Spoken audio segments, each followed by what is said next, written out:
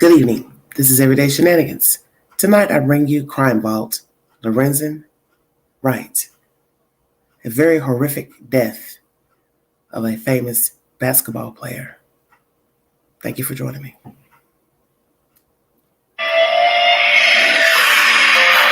This is a tale out of a Southern Gothic novel.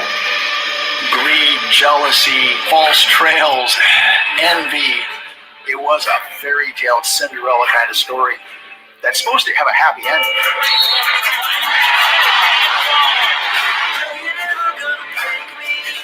Lorenzen was an absolute force on the court. He was an instant millionaire. Just as fast as he was making money, money was being spent. He loved the ladies. The ladies loved him too.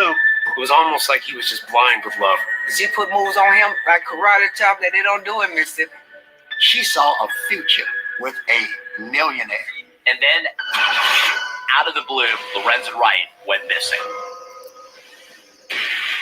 If he's missing, he doesn't want us to know where he is. Developing tonight, a former player disappeared. We gotta investigate.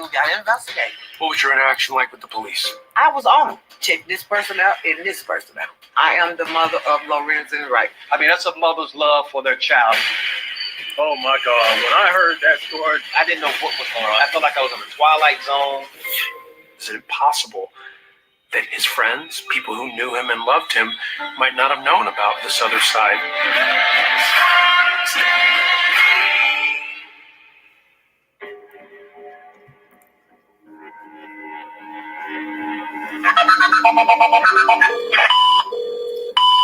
Georgia 911, where's your emergency?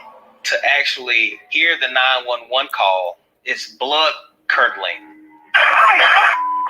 then you hear gunshot. You hear that dispatcher say hello over and over again. Hello? Hello? You hear the gunshots and you hear silence. I got nothing but gunshot. That 911 call and what would come after would start a mystery in the city of Memphis that would transfix it for more than a decade. It was the whodunit of all cases in Memphis history.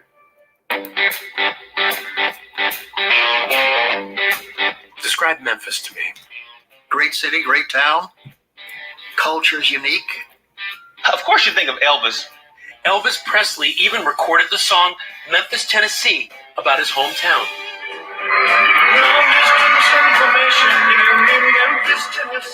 But I think of the blues. I think of B.B. King. I think of Field Street. Memphis is the birthplace of the blues and rock and roll. People in Memphis love to talk about the music. What they don't like to talk about as much is the crime. Every time you turn the TV on, you hear of someone being murdered, 3 people were shot and 1 man died. being robbed, An attempted robbery led to shots being fired. stabbed, or shot. But the shooting took place on It's Chestnut. an ongoing thing, man.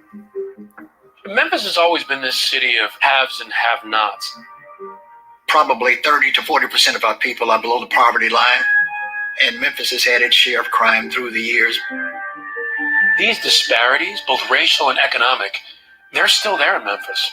But one thing brings Memphis together, and that's basketball. Basketball bridged a racial divide in Memphis.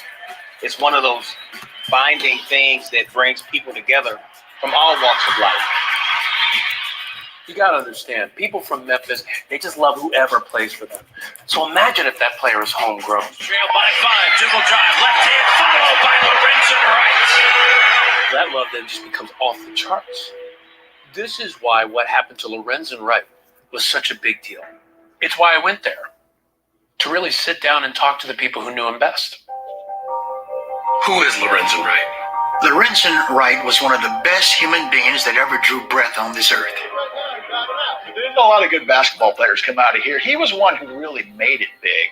He was even noted on TV broadcasts. He come to Memphis as a superstar, so his name was all over the media, it was all over the press. He stood out. He was a hometown hero.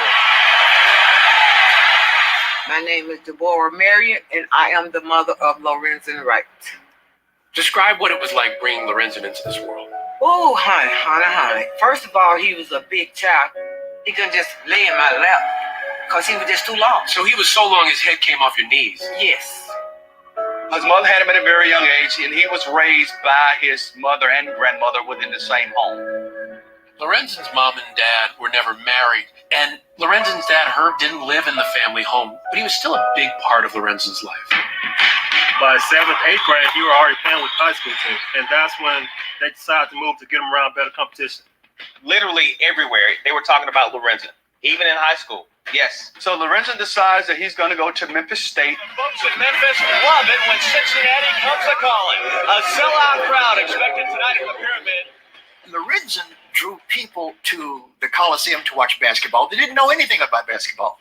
The entire city was just buzzing with the excitement of him playing for the college. Continues to go to the right. Lorenzen Wright on the chin. Lorenzen was an absolute force on the court. Exciting, athletic, big. He loved people. He loved children. He was just a big baby. He was a yes sir, yes ma'am person. He was raised right. That was Lorenzen. He always had that big smile, and that smile would just light you away. It would always get anybody. He was only in Memphis a couple of years before he went to the NBA. Now it's time for me to accept the challenge of playing with the best basketball players in the nation. That NBA draft was on TV. The Los Angeles Clippers select Lorenzen Wright from the University of Memphis. Memphis just exploded. We were so happy, so joyous. It felt like we all got drafted. We just went crazy. He was an instant millionaire, and the Clippers would make the playoffs in Lorenzen's rookie season. It was definitely life-changing for him. People started calling him the Howl, because after he would score or dunk, he would let off this huge howl, like he was a wolf howling at the moon. The transition out to California was a very, very big move. Money was no object. It was a culture shock. Memphis is a big city, but it's a big southern city, and it's not like Los Angeles. A few years later, that didn't matter. Lorenzen Wright was going back home. Join me in welcoming Lorenzen Wright. To be able to play high school ball, to play college ball, and then to play in the NBA in front of your hometown, I don't know if it gets any better than that. The whole town is excited to have Lorenzen back, and he shows his gratitude by spreading his wealth around. He is that proverbial guy that would take the shirt off his own back and give it away. He took care of his childhood friends a lot, right? What would he do Bought for them? cars for him and everything. Let him stay with him. His house was the spot to hang out in. It was like Disneyland at his house. He had a gigantic pool in the back, the number of bedrooms he had, the entertainment. It was really, really nice. And he purchased his mother a home literally 3 minutes away. At one point, he buys you a house. What did that feel like for you? Oh, my, look at my baby. Look at my baby.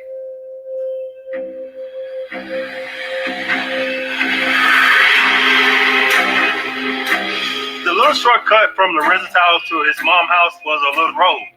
Didn't nobody else parent live on one end and a child live on the other. That was our road, our little cut. It's called Callus Cutoff. Callus Cutoff. It's not a road you want to drive down there. No lights. That was a road that if you didn't know it was there, you didn't know it was there. It's in the city, but it actually just feels like you're out in the country. I mean, heavy woods on both sides. If you're driving, you just want to drive on through it. You don't want to stop. Lorenzen had driven that shortcut maybe hundreds of times, and nothing had ever happened. He probably never thought for a moment that it might be dangerous. And then, out of the blue, Lorenzen Wright went missing. Police have joined in the search for missing NBA player Lorenzen Wright as his family is starting to fear the worst. This is a millionaire. He's a basketball player. If he's missing, he doesn't want us to know where he is. It was a fairy tale Cinderella kind of story that's supposed to have a happy ending. That was the biggest mistake he ever made in his life.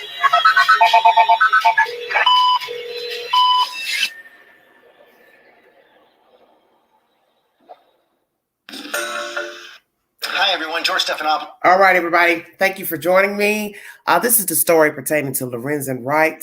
Many of you have probably heard of this story. He was a superstar, a well-known basketball player, and this is the story of his disappearance and, unfortunately, his untimely death. Thank you so much for joining me. This is Everyday Shenanigans.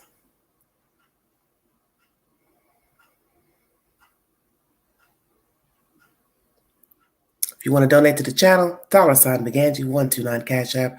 All super chats are welcome during the live. Thank you so much.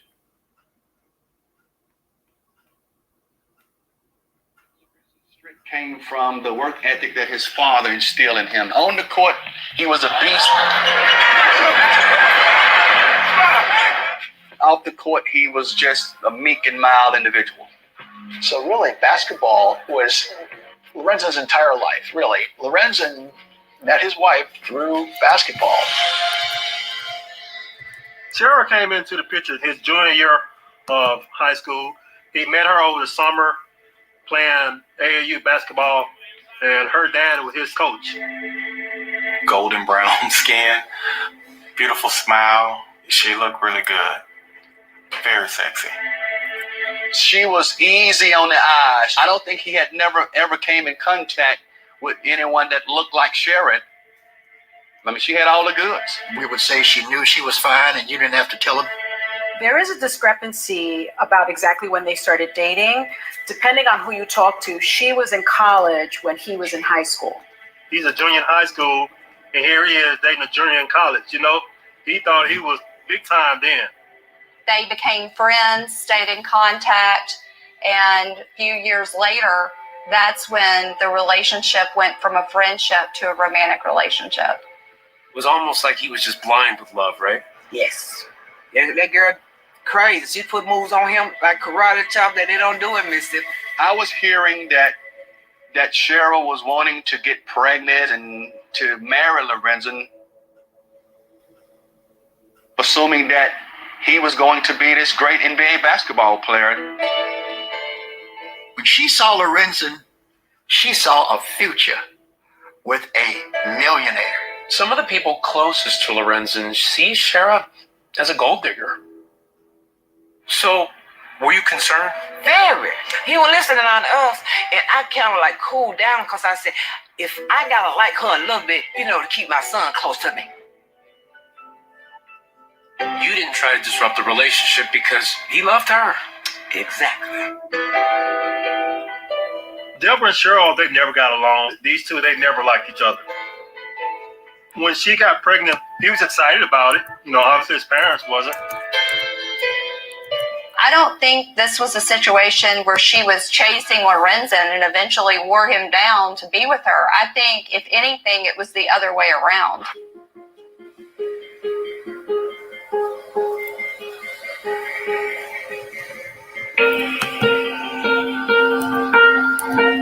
So while we're in college doing the fraternity thing, she was about to give birth to Lorenzen Jr. at the time. In between class and practice time, he would go see his baby. Some of his friends and family feel that Shara has trapped him. She knew once she had a child, it was over, marriage, because he wanted to be in the house with his child. And at that point, you knew that she was going to get married to him. Yes. It was a couple years later after they got married. Of course, he had always told us that he wanted a big family. June 6, 1998. As Lorenzen's NBA career blossoms, so does his family. He has a son, Lorenzen Jr., a daughter, Lauren, twins, Lamar and Shamar, Sophia, Lawson, and a daughter, Sierra, who died tragically of SIDS. That could take a toll on any marriage, even a good one.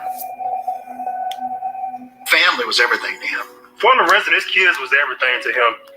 He spent his whole life, and everything he valued was based on his kids and love for his kids. What were those early days in the NBA? What was the marriage like between Shara and Lorenzen? It was good. The two of them were living well together. They were getting along. Yes.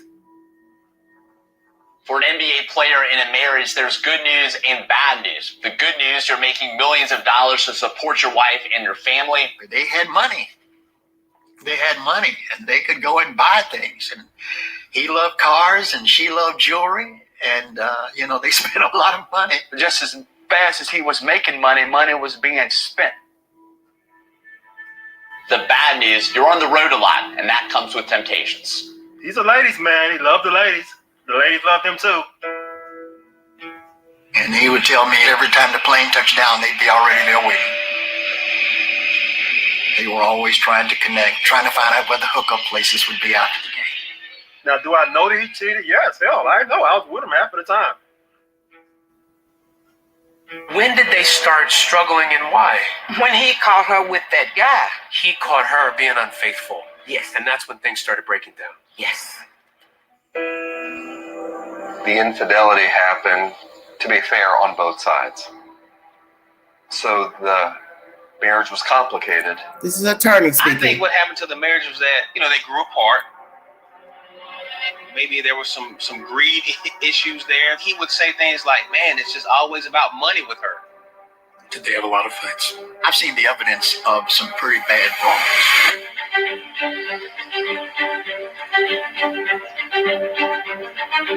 Told me the marriage ended because he didn't trust Cheryl anymore. She felt the same about him, but they were still going to try to find a way to raise these kids. At that point, how was his relationship with his kids? Fine. He said this. Shara is the one who filed for the divorce, not Lorenzen. But he was not going to fight for it because he wanted it over with as well. The post-divorce life between Cher and Lorenzen Wright appeared to be routine until that one July day when he went missing. At that point, we said bye. They get out of the car, I drive away, and that's the last time I see my friend. Darkham 911, where's your emergency? And when police would begin to pull back the curtain on Lorenzen's private life, the city of Memphis would learn some troubling new stories about its hometown hero. There's another side to Lorenzen that you all don't know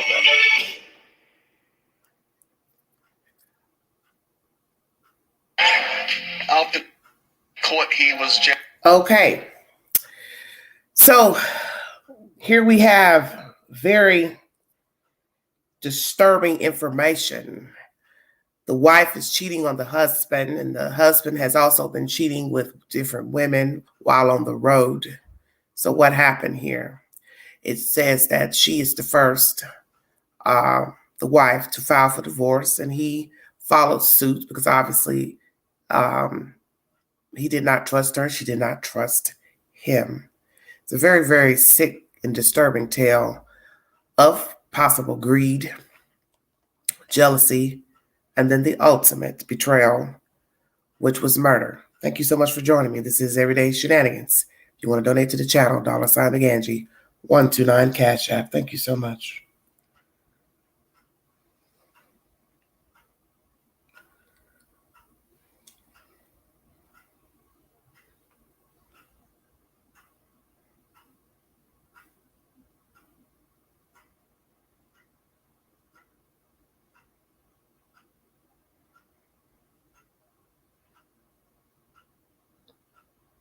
Hope everybody's well out there.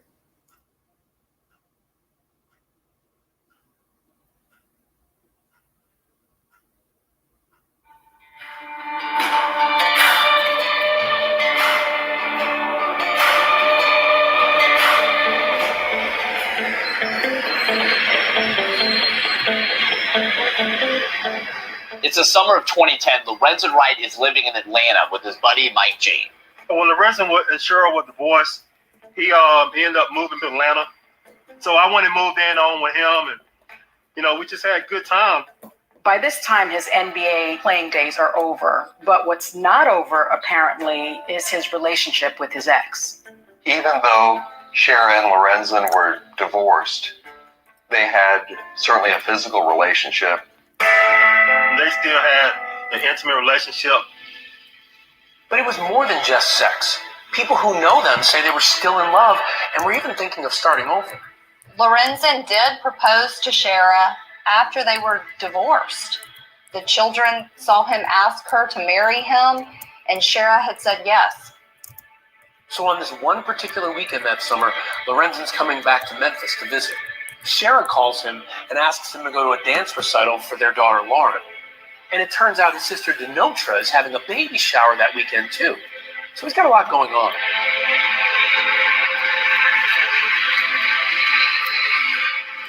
See it AM. Lorenzen to the airport and fly out to Memphis.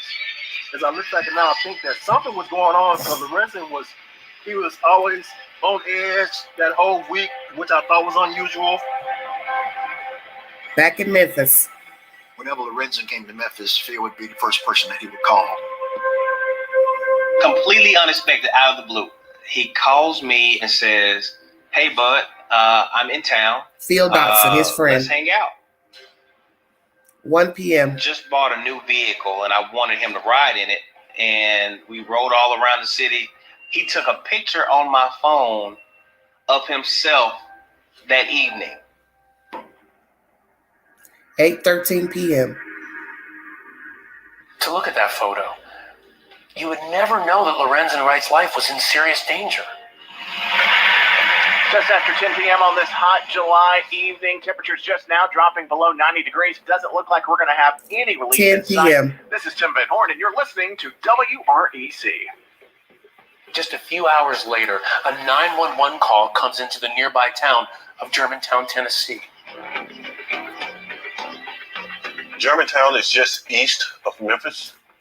It's one of the smaller municipalities right outside of Memphis. 12:13 a.m. It's a very short call, and you hear a desperate voice on there, and you hear a series of gunshots. Germantown 911, where's your emergency? Hello? Hello? Hello? I don't have nothing but gunshots.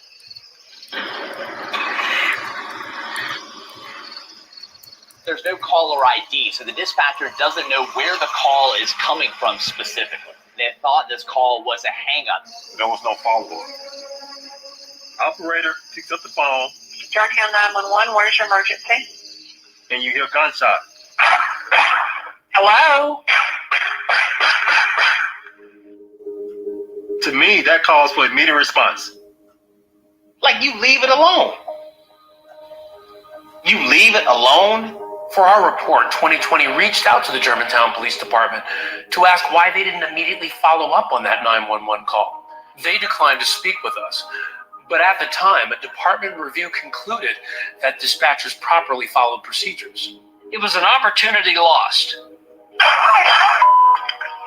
Because on that call is the last time anybody would hear Brad Lorenzen's Garrett, voice. FBI profiler, former I probably profiler. called him 4 or 5 times that night.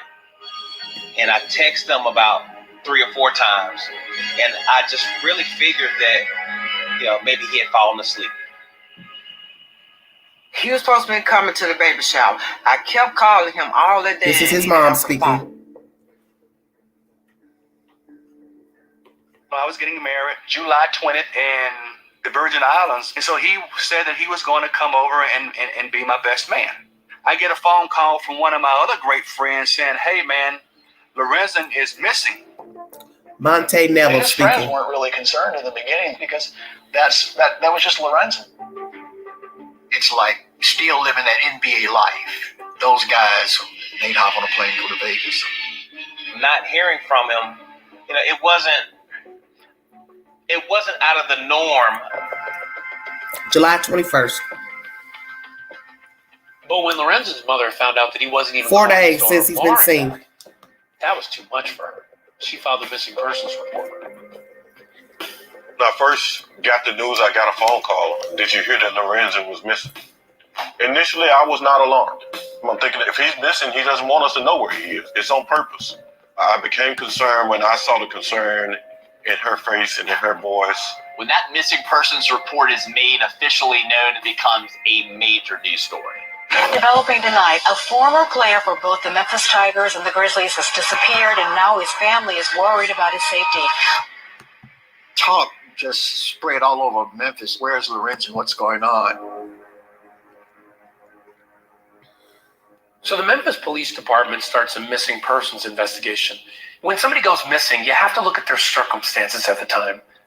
They look at their inner circle. Is anybody new? Did they owe anybody any money? What was Lorenzen's financial condition after basketball? It was not good. It was not good at all, and that really affected him greatly. Lorenzen Wright made as much as $55 million playing basketball. But because he and Cheryl were spending like crazy, there actually wasn't that much left. So to compensate, he always had some side businesses. I think he was doing the side businesses just to, try to create other streams of income for when he did retire. He wants to invest in something else, have other things going on, His dad ran his sports cafe for him. He also had a car detailing shop. Among those off-the-court business relationships, there would be one relationship that would come back to haunt Lorenzen Wright, a man named Bobby Cole. Bobby Cole was a high-level drug dealer. How would Lorenzen be connected to a drug dealer? But Cole was not only a drug dealer, he was also a race car driver, and Lorenzen, as it turned out, loved cars. At some point they meet, and Cole agrees to buy 2 of Lorenzen's cars. I remember him telling me, man, I sold the guy my cars. Now, what the guy was doing, I did not know. The feds had actually looked into this long before Lorenzen Wright disappeared to see if any of his transactions with Bobby Cole involved drugs or drug money. And the DEA, the Drug Enforcement Administration, actually investigated that connection, interviewed Bobby Cole. They didn't find any connection. But those drug rumors would actually start swirling again, this time when police interviewed his ex-wife, Cheryl. She also told law enforcement that about 6 weeks earlier, she had gotten a visit from some unknown individuals that wanted to do Lorenzen some harm. Cheryl Wright, in talking to investigators, claims that she saw Lorenzen leaving with a man she didn't know, carrying a box with drugs. Kind of painting this portrait of a guy who's troubled, who's lost all his money. He's trying to make money illegally. Is it possible that people who knew him and loved him might not have known about this other side that involved drugs? Well, it's possible, but he told me about everything that he was dealing with. And I believe that if he had been doing that, I believe he would have told me. This whole idea that he was involved in drugs, what did you make of that? Y'all don't want me to say what I want to say. But the police are on the brink of a breakthrough. July 27th, 2010. The investigation made a dramatic turn when Memphis police found out about that Germantown 911 call. That revelation eventually leads investigators to that desolate road, the Callous Cutoff, the shortcut from Lorenzen's house to his mom's. And there, they will make a chilling discovery.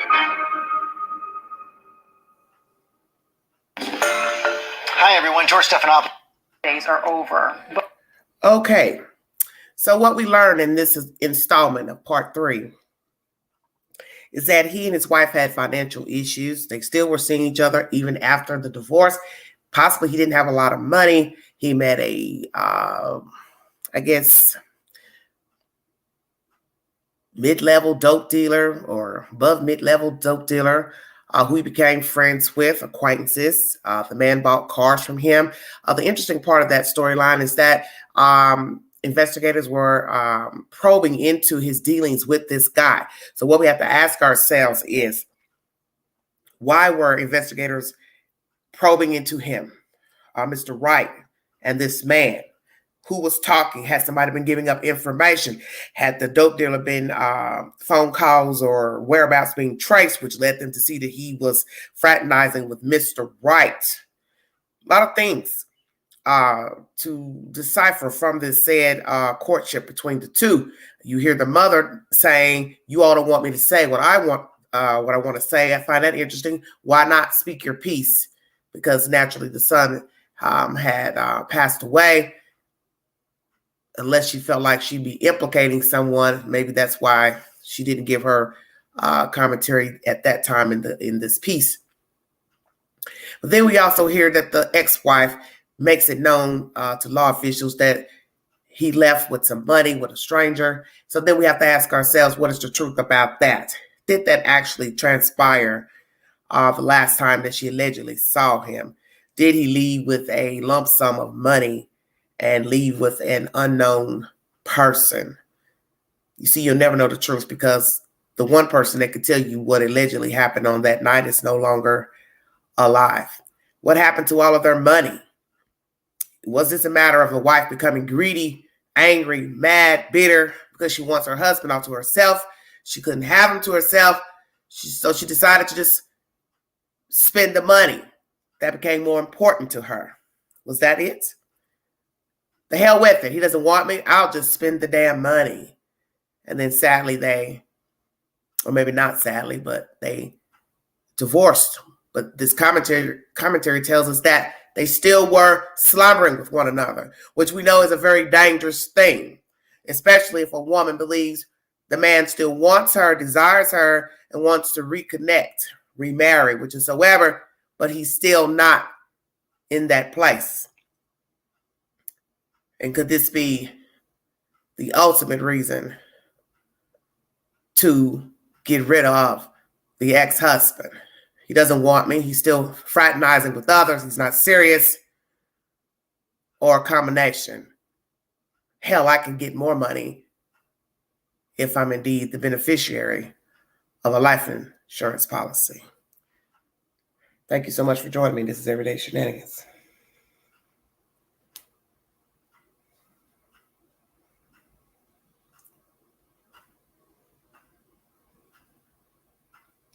Part 4.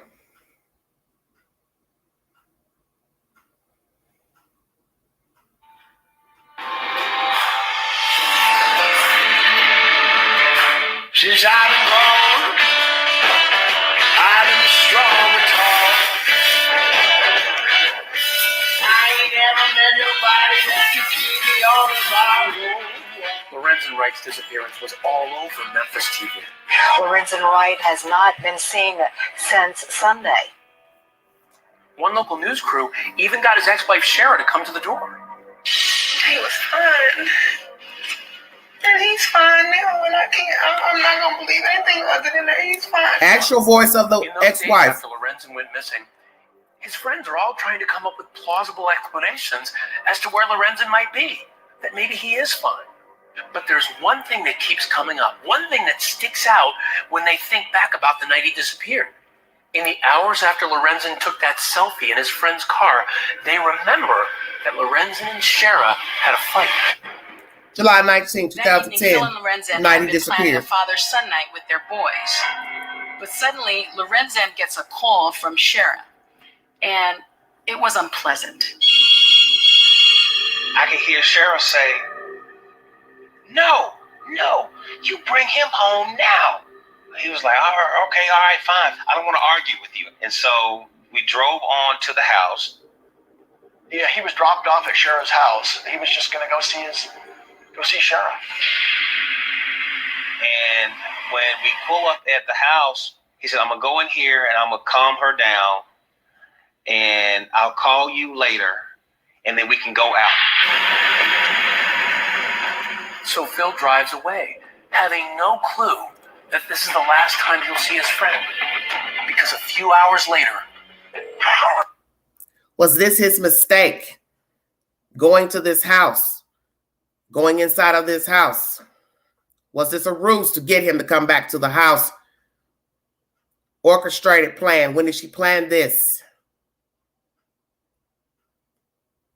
Because we have to ask ourselves, was he staying there on his trip to Memphis? Or was he staying in a hotel? Where was he staying? The plan was for he and his friend to hook back up later on that evening.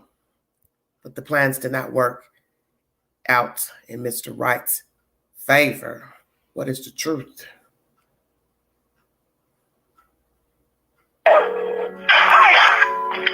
Georgia 911, where's your emergency? That 911 call, which might not have been investigated then. Son, I have nothing but gunshots. But it is now. 9 days after Lorenzen went missing, police are all over it. The call was revealed because they went back and checked their records, and they found that they had this desperate call from the man, 9 days earlier. Once the 911 supervisors realized that there was a call made on that night, they did a triangulation and found the area that the call was made from. It's a rural area, a wooded area, not a lot of traffic. And when police visit that wooded area, their worst fears are realized. They find the body. Police in Memphis, Tennessee. July 28, found the body of former 2010. NBA player Lorenzen Wright. Of course, it was a huge story on the local news. They found him almost instantly. His body was found. There wasn't much left of it because it had been out there 9 days. Even if you knew Lorenzen well, there was no way in the world that you could have identified his remains. Tony Armstrong, The condition of his body was former law shocking. official from Memphis That Police he had Department. literally melted in the hot summer sun. Let me say to those who have not followed this story, there were photos released of the crime scene. And I can say to you that it was beyond belief. The photographs of Mr. Wright, what was left of him, because naturally, this is summertime. It gets very, very warm in Memphis, Tennessee. And the outprint of his body was laid out where he was gunned down. And naturally, he was a very big man, tall man. So to see that print, body prints of such a big person, it is baffling, let me tell you. And as they say in this commentary, what was left of him? Because naturally, he dissolves out into the elements, because that is where they found his remains. It is just hard to even begin to explain to you what it looked like, the photographs of Mr. Wright. To know that that was once a human walking and talking and breathing.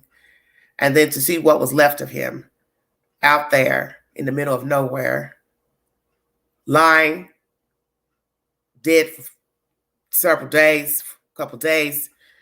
One would ask themselves, was it ever possible that he could have survived had the 911 call been traced, or someone drove by and saw him lying out there? Or did he immediately die after the gunshots? Thank you for joining me.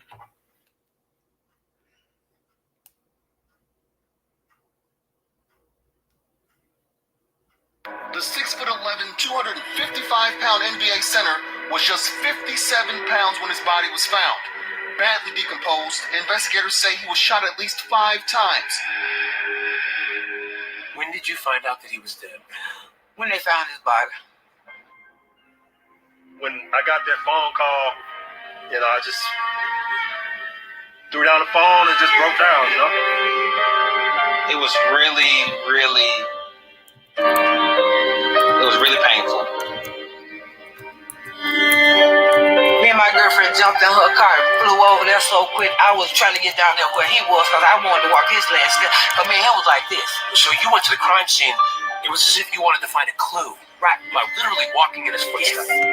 You could see a mother's anguish in real time as news cameras capture her desperation to see her son.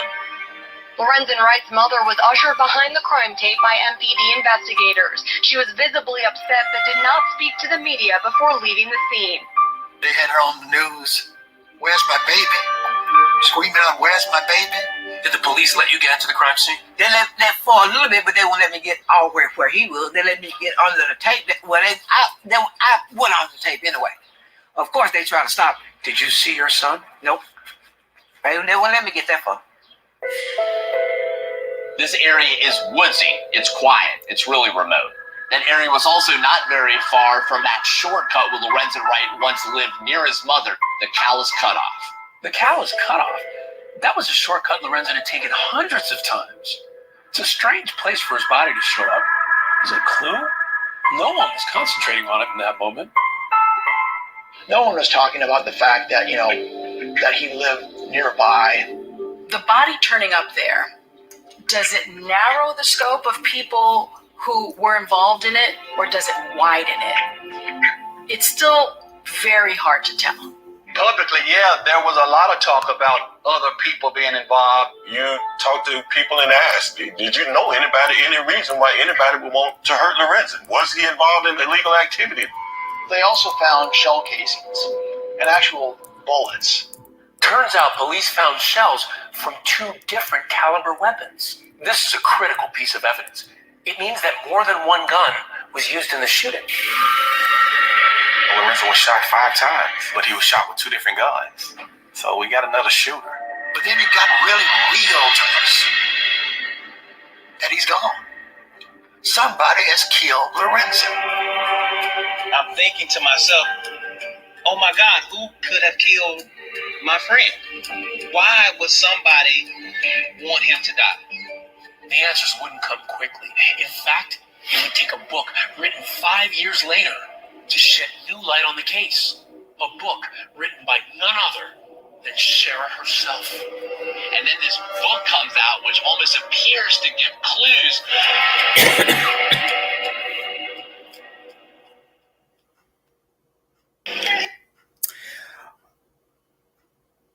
All right. That was part 4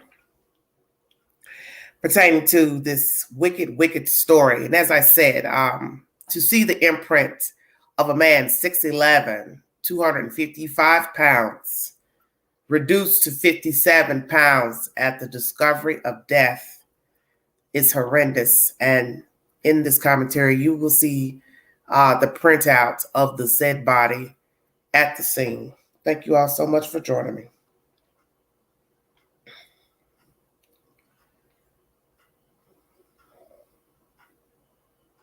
This is part 5. Welcome, everybody. Thank you all for the kind words. God bless all of you. Thank you so much for tuning in.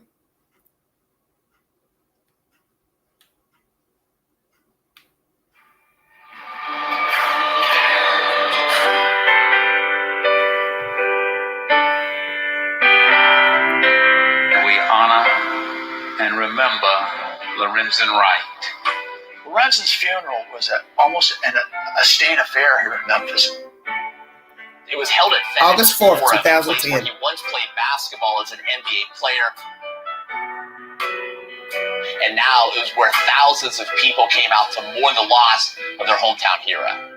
They put together a beautiful ceremony. His pledge brothers, we were all pallbearers for the funeral. I was asked to do the eulogy. His smile was infectious, his work ethic unmatched, Bill Atkins, the his pastor. generosity prolific, and his commitment unswerving. The thing that I remember the most about the funeral is Shara hugging me, saying thank you for such a beautiful eulogy. Ren would have loved that.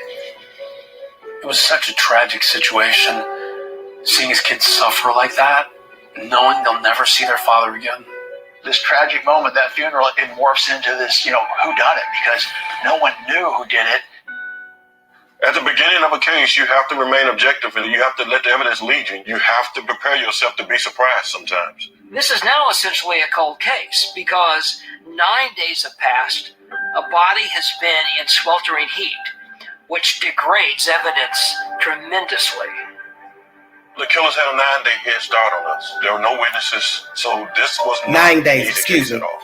Because in these kinds of things, the spouse is always a suspect. They're looking at Shara hard. My number 1 suspect was the person that I hear everybody else talking about, was Shara.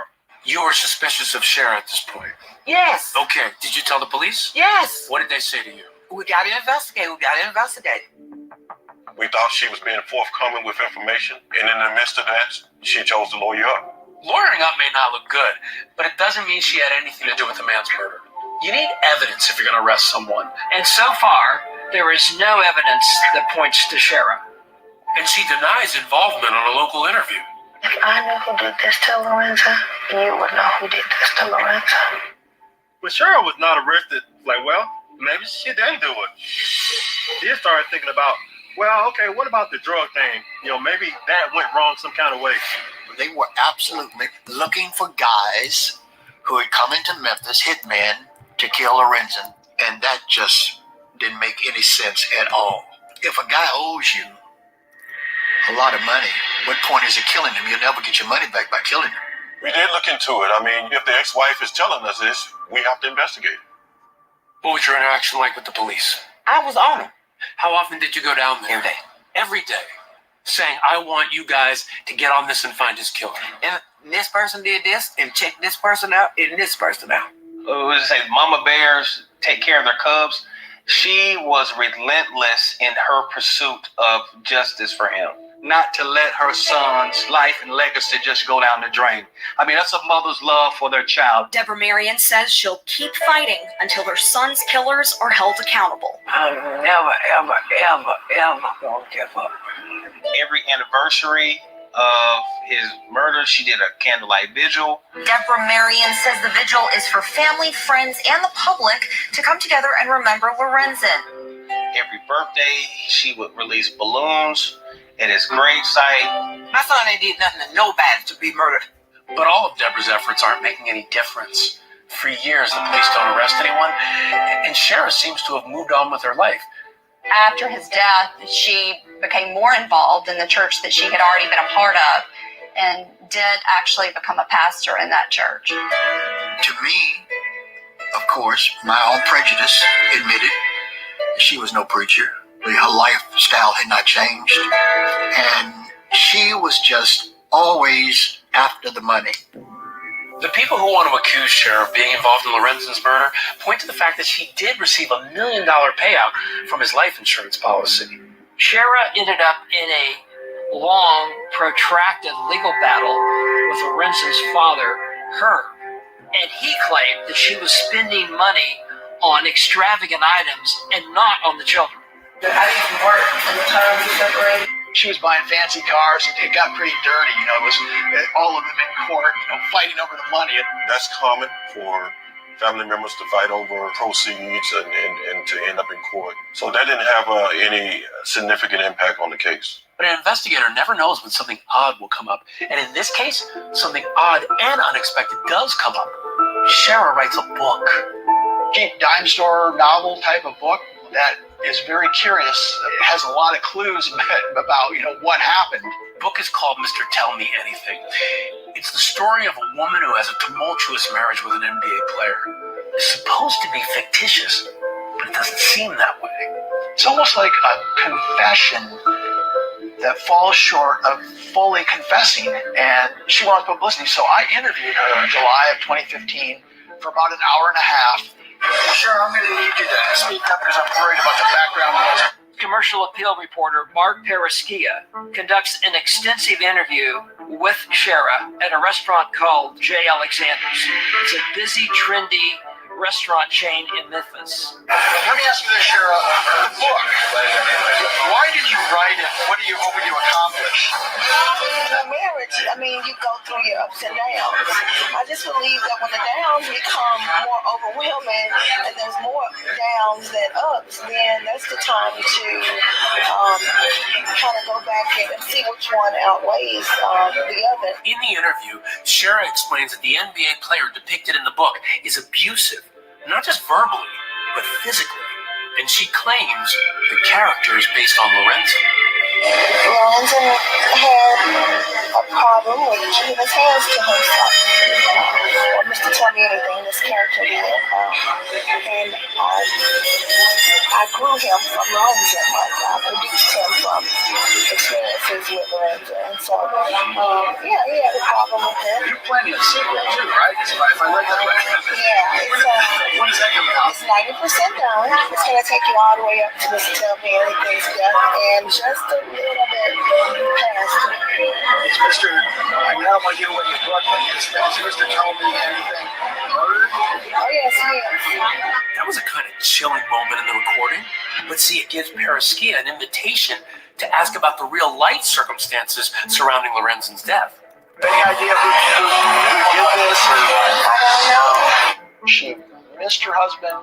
She wanted them to find the killers, and that there's no reason for anybody to suspect her. Did you have anything to do with his murder or his disappearance? I'm a mother. I'm a wife. I'm an author. And the police should find his killer. For my name to be even in the same sentence or something like that, I'm a minister of the Lord. And I've never been in any type of trouble or anything. I'm a mother, an author, and a wife. She just flattened. Don't you find this information interesting that she would write a book 5 years after his death and then basically tell this reporter that the book is based from her relationship and allegedly the demeanor and who her husband was. And one could say in their right mind, one, why would you write such a thing and then admit that it's your ex-husband is, what is the word I'm looking for?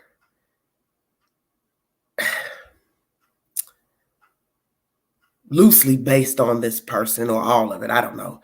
Then the fact that she says that the character was abusive physically. And then she also admits to this gentleman that her husband was allegedly abusive, couldn't keep his hands to himself. So what is the truth? Did Lorenzen Wright beat this woman? Was that one of the reasons why down the road, it came up that she did this crime with others? Was this one of the reasons? One of the reasons? Infidelity, beating me, hurting me, verbal abuse, shaming me, greed, revenge. Said information. Thank you for joining me. Arguments over money between the family. Allegedly, she wasn't spending the money on the children, so the grandfather gets involved. Naturally, if the life insurance policy was left in her name, she is the only one entitled to the money unless others' names have been put on the life insurance policy. And as it has been said in this commentary, he spent a lot of money, he and the wife, before divorcing. So we have to ask that. How much money did he actually have at the time of death?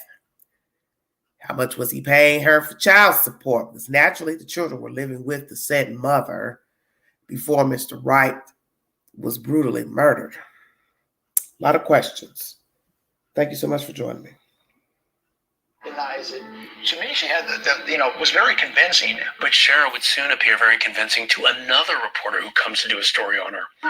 His name is Kelvin Cowens, and he's about to commit a cardinal sin for a professional journalist. Now, so she's tall, she's beautiful, I'm in trouble. We started dating immediately.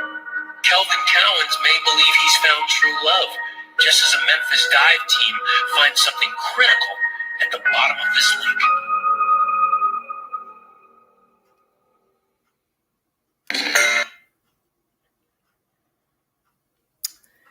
Very, very, very crazy story pertaining to these people. 1 second. Thank you so much for joining me.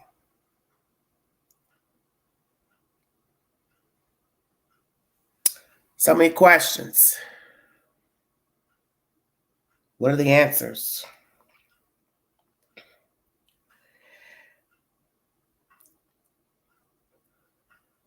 Trying to search to see if I can have another part to this story. Naturally, you can find this in the YouTube queue. This is a very baffling story, but I'm going to bring you up to speed pertaining to the wife. 1 second, please.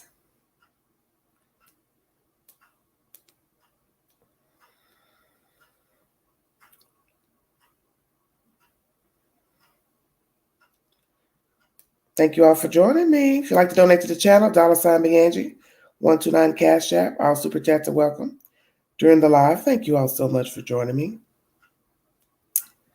I'm going to go over here to my other device. Hold on 1 second, y'all. Thank you all so much.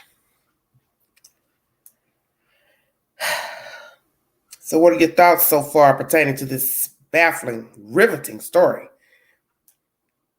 It's a very, very interesting story out of Memphis, Tennessee.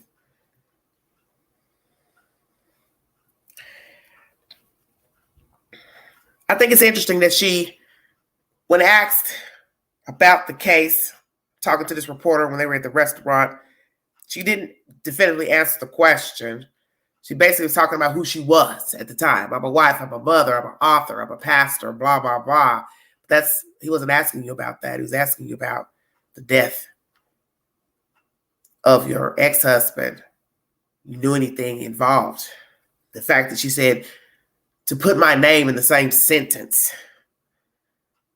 What was your point? Because we later find out that you were the culprit behind the death of your husband.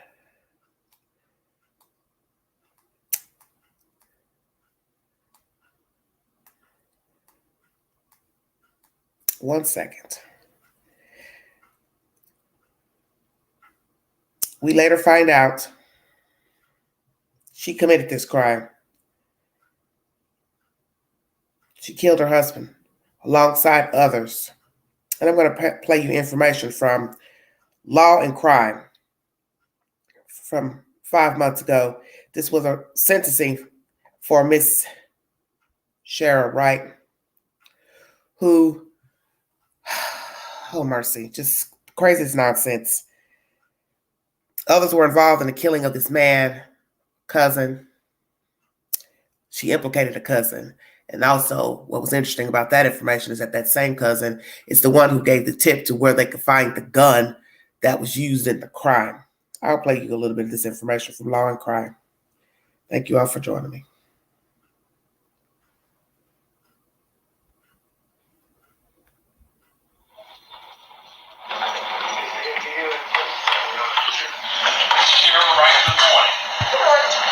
Ms. Wright, you have to see your lawyer, Ms. Roberta Garcia, step into the secretary's office to copy a document. You may have seen I talked to Ms. Garcia in the courtroom. Thank you, ma'am.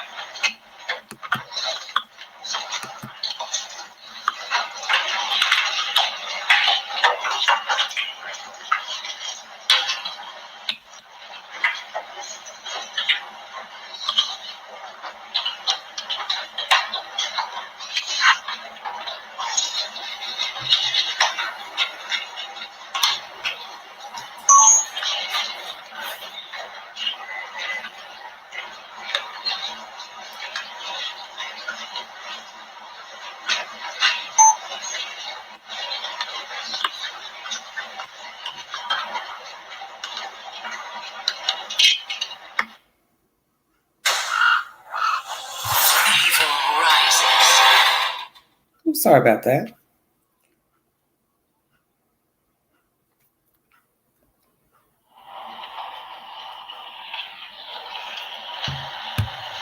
This is a court proceeding pertaining to Cheryl Wright.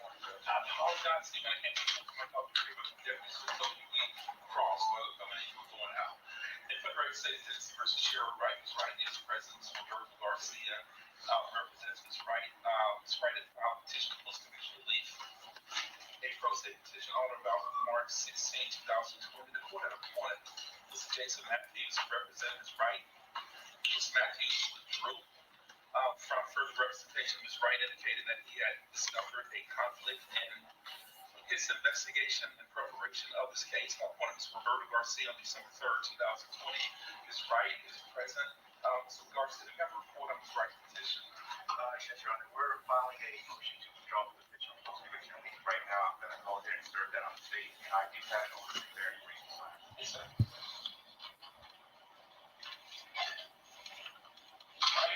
This is pertaining to a status hearing from 5 months ago. I'm going to go ahead and play you information because obviously she's had a lot going on in the past 2 years with pleading guilty to killing the husband. And I'm going to play some more audio where she does plead guilty. First, I'll just go ahead and play where she took the plea. And then in the queue, there's more information pertaining to her suing Shelby County. It shows up here. This is very strange information. Why she would be suing these people is very, very interesting to me. Because a few months ago, she tried to get her plea deal overturned. Now, naturally, she already admitted to having a role into the murder. But then 5 months ago, there's information in the queue that she tried to get her plea deal overturned. It's a very busy lady, just somebody that likes to play around with the court systems. To show you something very wrong with this woman. But I'm going to play just a little bit of where she originally entered into accepting a plea. And then now we hear later, after the fact, she wanted that plea deal overturned for whatever crazy reason. She's a very crazy lady. Very, very crazy. Again for almost a decade, but today Cheryl Wright reveals she knew all about the murder of her husband, Memphis basketball star Lorenzen Wright, helped plan it, and was there to make sure it was carried off. Thanks for joining us. I'm Richard Ransom. Katina is off tonight. Today in court, a shocking plea deal. Cheryl Wright pleading guilty to 2 charges, avoiding a first-degree murder conviction. She'll be eligible for parole in less than 10 years. We have team coverage tonight, starting with Local 24 News reporter Brad Broders. He's live down at 201 Poplar, where this all went down today. Busy day for you, Brad. It certainly was, Richard. Both Cheryl Wright's attorneys and prosecutors said they're satisfied with this plea agreement, which comes with a 30-year prison sentence. It's a significant chapter, nearly 9 years to the day of the discovery of Lorenzen Wright's body in southeast Memphis. Earlier today in court, Lorenzen Wright's mother looked directly at Cheryl Wright and got the final word. Ms. Cheryl Wright to the courtroom, please. In a stunning twist and unscheduled appearance, Cheryl Wright walked into the Shelby County courtroom this morning. She agreed to a plea deal in the murder case of her ex-husband, Memphis basketball star Lorenzen Wright. Today brings a lot of needed closure, or at least the start of it. It's 2019. The 48-year-old pleaded guilty to 2 counts, facilitation of first-degree murder and facilitation of attempted first-degree murder. Today she accepted responsibility. The guilty plea prevents Wright from a potential first-degree murder conviction of her ex-husband in the trial scheduled for September. Lorenzen Wright was found dead in the southeast Memphis field in July 2010. If there's a possibility that she can get out of jail in her 50s, then I think we have to seize that possibility. After she agreed to the deal, Lorenzen Wright's mother, Deborah Marion, spoke directly to her former daughter-in-law. I want to thank you for giving me my grandchildren. That's what I want to thank you for. But I want you to unlock them so I can visit them. With a credit of 19 months already served and good behavior in prison, Cheryl Wright could now be eligible for parole in a little more than 7 years. Now we have a release eligibility date that's set in stone. Now it's up to the Tennessee Department of Corrections to decide which prison Cheryl Wright will serve her sentence. With today's guilty plea, Cheryl Wright is now a convicted felon. She'll never be allowed to again vote, or never will again be allowed to own a gun or ammunition. Reporting live in downtown Memphis, Brad Broders, Local 24 News. All right, team cover. All right, that's pertaining to Cheryl Wright. This content was uploaded July 25th, 2019. As I said, she's been a busy bee as of late. Wanting that plea deal overturned. That was 5 months ago. And also something else in the queue about her suing Shelby County for something. What I do not know. This woman is absolutely crazy. I'm an hour in. I'm just going to get to the point of this story. Feel free to Google any information you need. My thing is, once you realize he was not going to be faithful to you, yes, best decision is to leave him. File for divorce. That is allegedly what she did. Why she plotted to kill him thereafter, and they were not married. I don't know if it was because of greed, if it was because she was trying to get back with him and it wasn't working in her favor. I do not know. But I find it baffling that these two are divorced, because you don't hear of a lot of cases of people murdering people after they've divorced. There are probably some cases out there. I know of a few. Betty Broderick is one of the most famous cases of a woman killing her husband and his new wife a few years after they settled a divorce, I believe, or divorce. So this case to me is no different. You two are not together. You're not living together. He's living in Atlanta at the time. And then he just happened to come back to Memphis for whatever reason. And you kill him on that visit, which it's orchestrated because they got the proof in the pudding that she and her cohorts orchestrated this crime. So one can say she lured him back to Memphis to kill him. And that's why she allegedly called to say, hey, bring my son back that night while he was out with his friends and kids or whatever, brought the child back. And that's all she wrote. How did she get him along with the cohorts? I do not know. But it's sickening. And then to now take a plea deal and then try to renege on the plea deal after the fact, it just shows you how crazy this woman is. You know, dating the guy who allegedly was helping her write the book and all this other type of nonsense, writing the book about a basketball player who gets murdered. Why would a sane person not think you're talking about your damn ex-husband? People are going to think that. Oh my God, this crazy woman, she's writing about her ex-husband in a book. You know, this is typical OJ move. If I did it, then naturally family sued in that instance about that book, changed the title, and took the if off. That's what this case is. Same thing. You orchestrated, facilitated the murder of your ex-husband. You got caught many years later. You took a plea deal, no jury trial, and then had the nerve to go before the court again to ask to have it overturned for whatever reason. This is just so ridiculous. So utterly ridiculous to be playing around with the judicial system.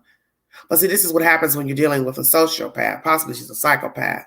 It's all the same to me. Something's wrong with you. There's a defect in the brain. That you orchestrated this man's death. You had children with him. You didn't care about the children missing their father, needing their father. You stole this man's life. It was not your job to steal his life. So one could wonder why you didn't do it when you was married to him. It's very interesting. You waited till after the fact. You two are divorced and you would orchestrate the hit on your ex-husband. Very crazy. And there was so many things going on with this story that wasn't mentioned in this, the few little clips I was able to gather. But there was information that when he was staying in Atlanta, she knew where he lived, and someone broke into a house where he was staying with a friend. I can't remember if he was visiting a friend, and someone obviously got information to this location and broke into a window, and was standing over the wrong guy. Okay? So the guy woke up, the person took off running. Guess they realized, oh, that's not Lorenzen.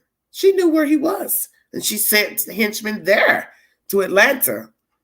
You see what I'm saying? So she is diabolical. Not was, she is. Because it's one thing to plot the murder of a person, whether you're with them or not, but to send them to another location, a whole nother city and state, is sure enough brazen. So she was plotting this man's death for God knows how long. Like I said, to send them out of town. And how perfect would that be? She possibly could have gotten away because she didn't live in Atlanta, Georgia. They would have never probably pieced together who did it and why. Then you start bringing in allegations of selling drugs and dealing with dope dealers. You see where I'm going? It's a very sick lady. Very, very sick lady. And the thought of her walking the street after several years in penitentiary, I pray to God that nobody allows her out, because you see each state has different bylaws pertaining to facilitation to murder. Some people get a lesser charge for orchestrating the murder, but they didn't actually do the crime physically.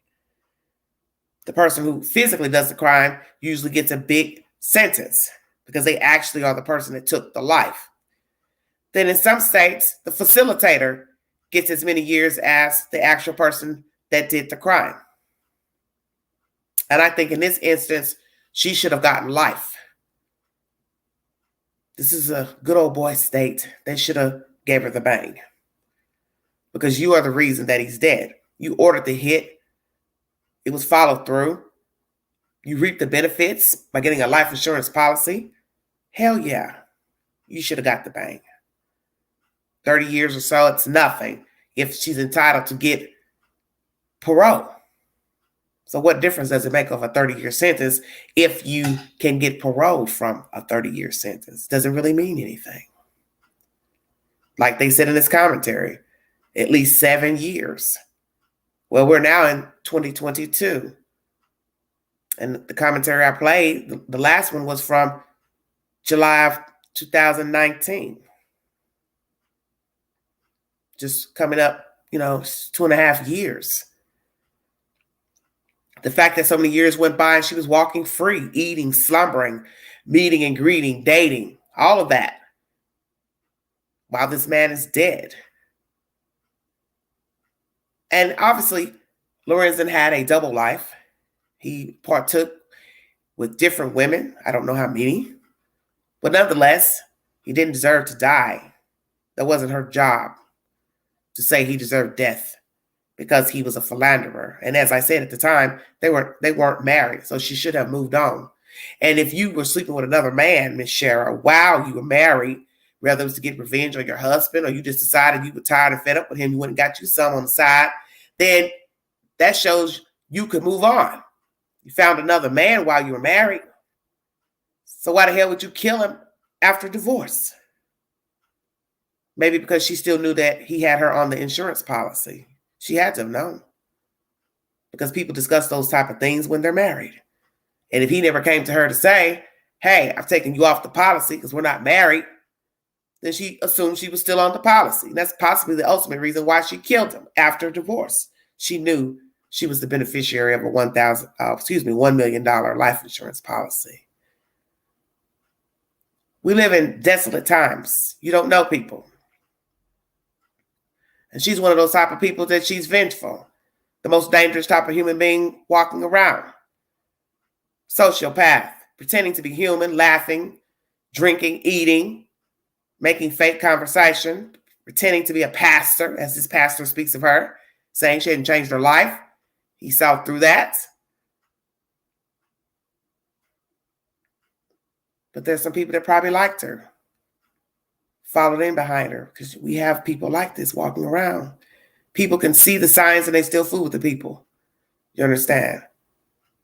And the fact that she would be playing with God, pretending to be a pastor, knowing she's still living a street woman's life, and the fact that she's killed someone, let's go there. How dare you go study to be a pastor, if indeed she did. Because, you know, here in the South, we have people that say they're pastors and they ain't went to nobody's seminary school, okay? You murdered somebody. You orchestrated the murder of your ex-husband, your children's father. He belonged to somebody. He was somebody's child. And then you have the nerve to still sit in church, go to church, and become a pastor? And you have orchestrated the murder of a man, your children's father, your ex-husband. You are indeed, sister, diabolical. Diabolical. And the sick part is she hooked up with a man, dated him. Thereafter, the relationship did not work out eventually. But that's the sick part of the story. Somebody laid with that thing and had sexual relations with her after she orchestrated the hit on her ex-husband. So let's talk about that fella. What did he think when the news got out that she was a suspect and deemed someone who could possibly be behind the murder of Mr. Wright? How did you feel, sir, when you heard the rumors? You couldn't have felt good about yourself. There's no way in the world you could have. And Lord have mercy, how did you feel when you found out she was arrested and indicted for the murder of Lorenzen Wright? They say she was a dime piece in the beginning. Pretty girl, nice looking. My, how she looked in the end. Isn't it amazing how the skin looks, how the body looks, how the hair looks in the beginning stages of dating and courting versus what you look like the day you are arrested for murder and thereafter? You don't look so pretty. She was in court with short hair, down to the scalp damn near, put on lots of weights. She was not a morning star. And if you looked at her in those said courtroom proceedings, you would have never thought that she was ever a beauty queen. Well, Beverly, now, pretty on the pillow. Exactly. But as they say, beauty is in the eye of the beholder. But could it be perhaps some of us, we damn blind? Shut your mouth. See, a lot of people are fascinated with people's looks. And that is our downfall as human beings. We go by visual aid first and then substance later. Oh, she's so pretty. She looked pretty. She smelled good. Pretty hair, blah, blah, blah. Skin complexion, gorgeous shape. Same thing with men. It's the same. Oh, he's tall. He's fine. He's got pretty hair, good hair, pretty eyes. He looks good. He smells good. But, oh, he's a demon. Shut your mouth. And yet we still follow in behind them knowing they are not cut right. They have no substance. It's all cotton in the middle. Stay woke. You open them up, there's nothing there but cotton filling. Newspaper. It's nothing there. And I think many of us realize that with people that we meet. It starts off as infatuation. We are enamored with how they look. We're enamored with what they can do for us physically, perhaps financially, sexually. But as we get to know them, we start seeing things in them that is not right, but we hold on anyway. And I think that's what happened with Cheryl Wright and Mr. Lorenzen Wright. He was a nice-looking guy in the beginning. She was a nice-looking woman in the beginning. But as they began to have children and playing house together, the house fell down. The marriage fell down. And everybody just continued to do their own thing. And somebody grew bitter over the years. And even after divorce, Cheryl Wright stayed and remained bitter to the day she decided to orchestrate the hit on her ex-husband and exacted it. And I do believe she tried more than once, but she got it right that last time. But in the end, God said, I'm not going to let you walk around knowing you killed this man. Doesn't matter if you didn't pull the trigger. You're going down. 2 guns used. Why so many? More than one killer, of course. You don't need 2 guns to kill a person. This is vicious. Absolutely vicious. But it shows you don't know people.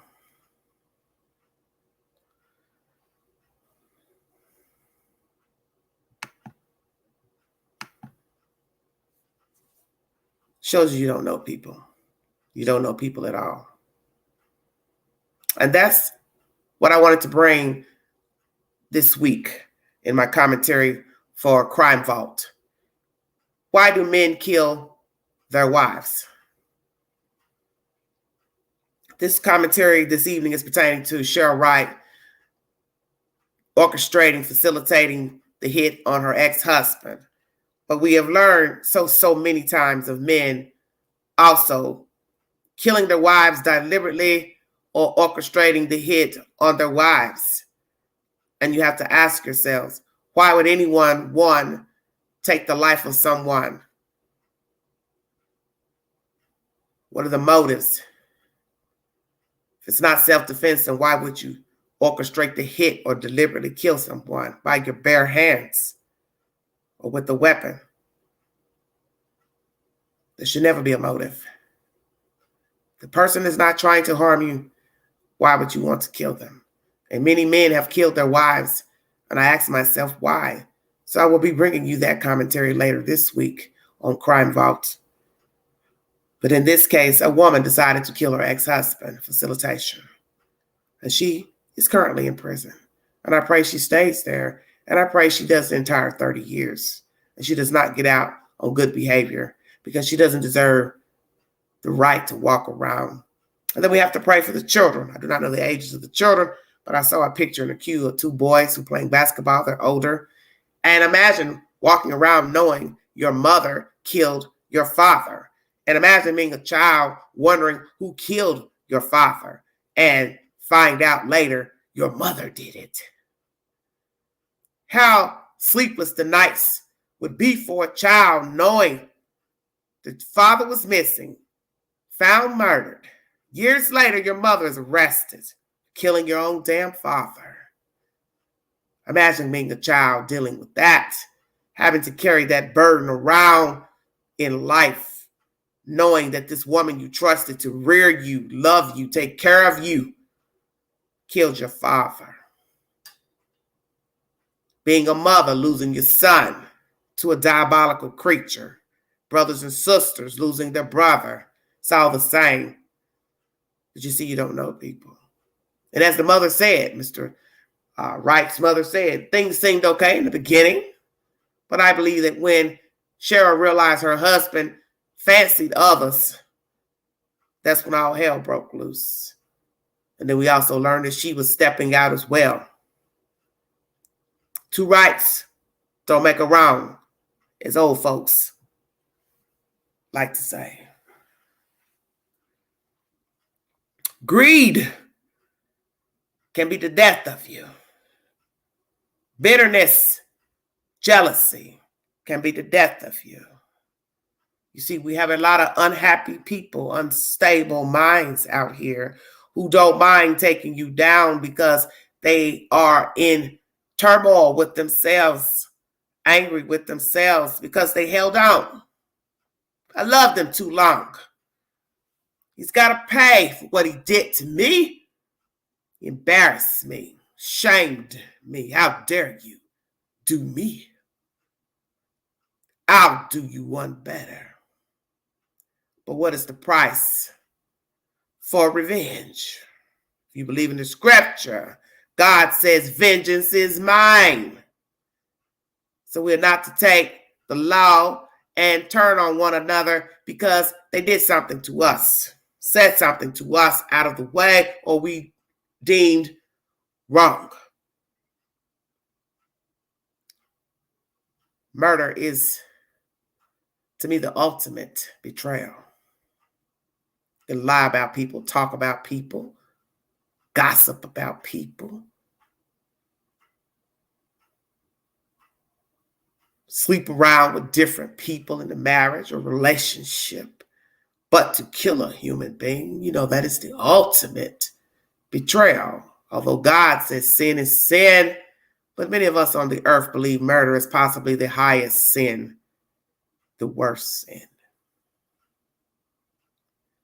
My advice to anyone who is dealing with infidelity, dealing with someone who they believe is using them only for their coins, bow out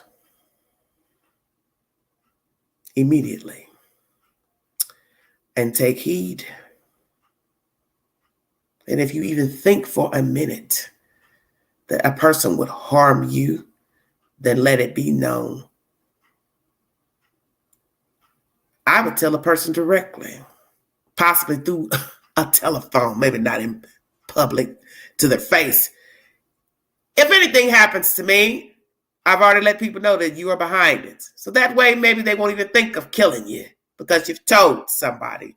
Because we hear that a lot in true crime. After the fact, when a woman is found missing and or murdered, somebody will say, yeah, she told me if something happens to her, look at Billy, Joe, Bob, whomever. But it's a little too late then, isn't it? Well, she wrote it in her diary. Anything happens to me, John did it. Still too late. Let that person know. I'm afraid of you, and I've told people if anything happens to me, that you did it. And make sure that you did tell somebody. And make sure it's in a recording. Not paper. Not a cell phone, because you see, when you're dead, the perpetrator is going to make sure to get rid of all that. So you make sure that somebody else has it and they have it nice and neat and tucked away in case something happens to you. And this to me is a sad thing to even have to be discussing this. But as I said, the first rule is weeding out the signs that something is wrong and getting that feeling that something is off. And I wonder about that with Mr. Wright. Did he notice something on the trip to Memphis that was off? What really happened that last night he was in the company of the ex-wife? Did he notice something odd and peculiar in her demeanor, her speech, phone calls, stepping in and out of rooms to talk to someone on the phone? How did he get out there to be murdered? Did she set it up for him to go and get in a car with somebody? Or did they come and just take him out at gunpoint from her house? See, we will never know. Because I don't believe she's told that. So I wonder about that. How did he get from her house to out there in the middle of nowhere? Because you do hear him briefly on the 911 call before being murdered. So he was out there with someone. And that's the interesting part of the story, is how did he get out there with those said parties to his demise?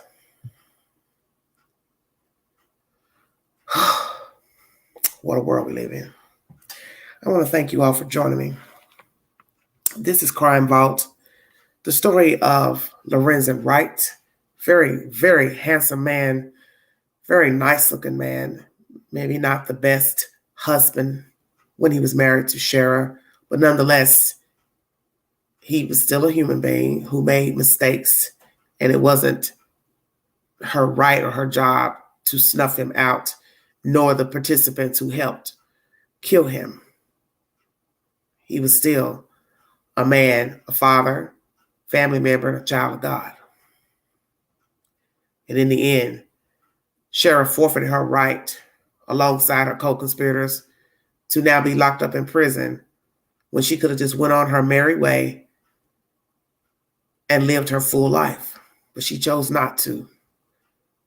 And besides orchestrating the hit on this man to later write a book about it and admit that it's based from her husband's personality and things he allegedly did to her, was also the ultimate betrayal.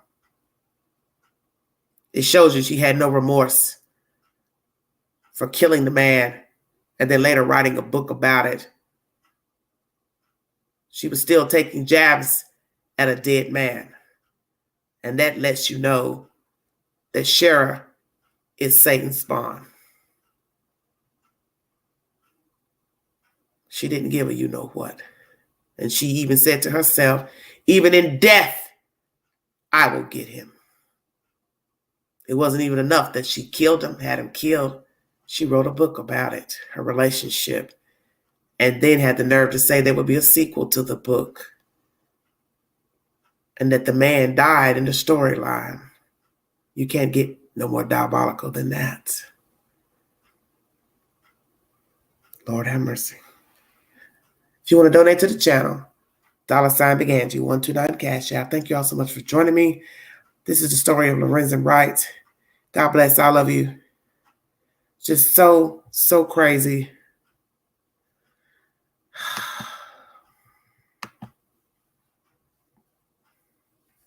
Thank you all so much for joining me this evening, watching the content. I do have an earlier upload from earlier pertaining to my other case that I discussed on the network. Feel free to go in the queue, the library, to pull up that said video. I will be back on later on this week with more commentary. Thank you all so much for joining me. New subscribers, welcome.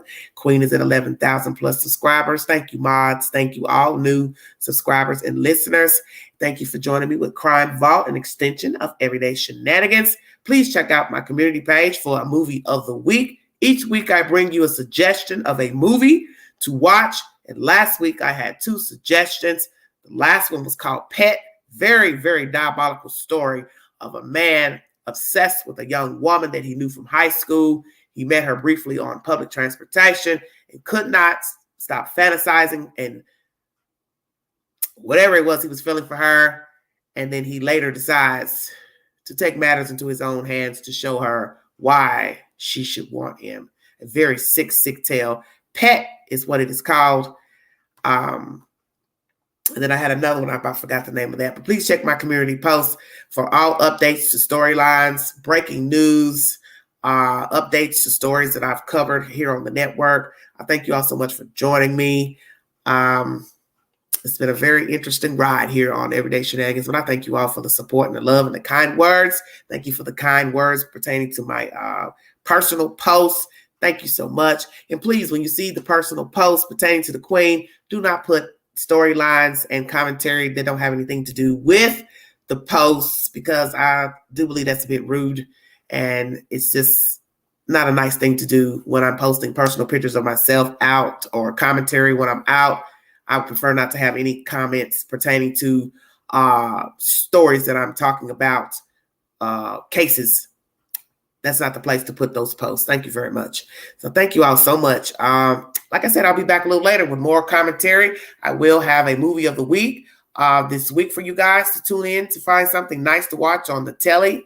If you have any suggestions of any older crimes that have happened here in the U.S. and abroad, you feel free to put them on the necessary post, on the community post. Thank you all so much. God bless all of you. Please stay safe. Thank you, mods.